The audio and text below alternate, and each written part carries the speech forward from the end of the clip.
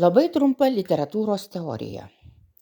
Žodis literatūra, kilęs iš graikų žodžio litera, raidė.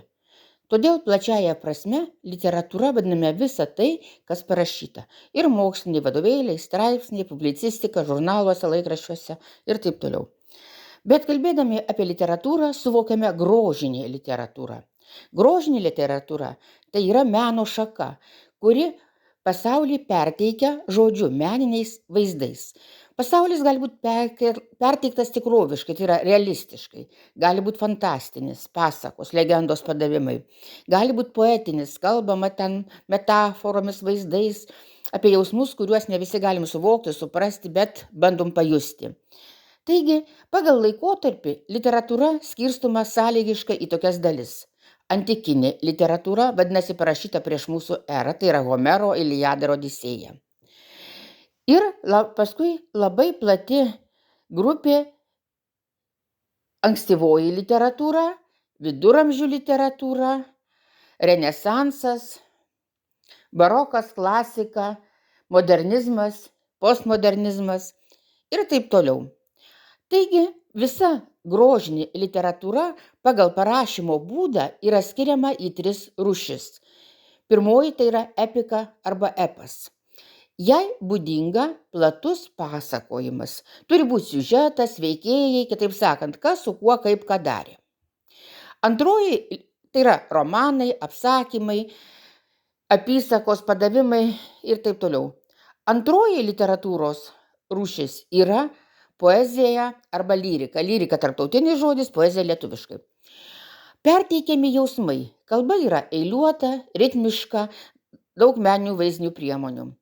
Ir tai yra poemos, eilėraščiai, sonetai, trioletai, utos ir taip toliau. Ir trečioji literatūros rūšis yra drama. Tai yra savotiškas teksto rašymas, kai parašomi tik veikėjų žodžiai ir kur vyksta veiksmas. Taigi drama, kūriniai skirti vaidinti. Pagrindinės dramos žanrai – tragedija, kai veiksmas kalba apie kilnius, rimtus dalykus ir dažniausiai baigiasi pagrindinio veikėjo arba kitų veikėjų mirtimi. Komedija tai viskas aišku, daug juokų, juokavimų, šmaikštavimų, netitikimų ir bendru pavadinimu sakom drama arba veikalas arba pjesė. Taigi nei tragedija, nei komedija, visko ten po truputį, bet dažnai apie buitinius dalykus šneka ir taip toliau ir taip toliau. Kaip kūriniuose perteikiamas vaizdas. Taigi, vaizdas piešiamas žodžiais. Yra pasakotojas, kuris kartais savo vardu pasakoja, tai yra pirmuoju asmeniu arba daugiskaita, kad kur kažką patyrė. Yra besmenis pasakotojas, visažinis, pasakojama, bet nežinoma nei kas ten jisai toks, nei niekus, tarsi pašalinis stebėtojas. Toliau, kuriamas vaizdas visų pirma aprašant žmogaus arba ten išvaizdą, nes išvaizda jį charakterizuoja. Toliau, kuriami dialogai, tai yra kaip veikėjai kalba, ką jie sako, juos pačius charakterizuoja. Kuriamas aplinkos aprašymas, kaip gyvena, kuo rengiasi ir taip toliau. Peizažas yra gamtos vaizdų aprašymas. Ir trečia dar vaizdavimo forma – samprotavimas. Taigi, ką tas veikėjas mąsto. Nes jeigu jis mąsto, jis būna savo dažniausiai atviras, arba bent bando toks būti. Taigi daugybė įvairių veiklos formų kuria meninį paveikslą.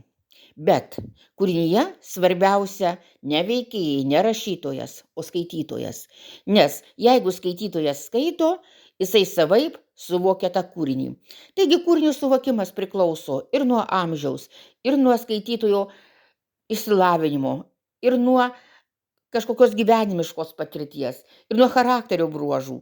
Taigi kūrinys atgyja ir pasako vieniems vienus dalykus, kitiems kitus dalykus. Todėl perskaičius kūrinį reikia su keliais žmonėmis jį aptarti ir pastebėti, kad va tai tas matė tą, o tas pastebėjo ką kitą. Kitaip sakant, praplečiamas kūrinio suvokimo ribos. Taigi labai trumpai apie grožinę literatūrą.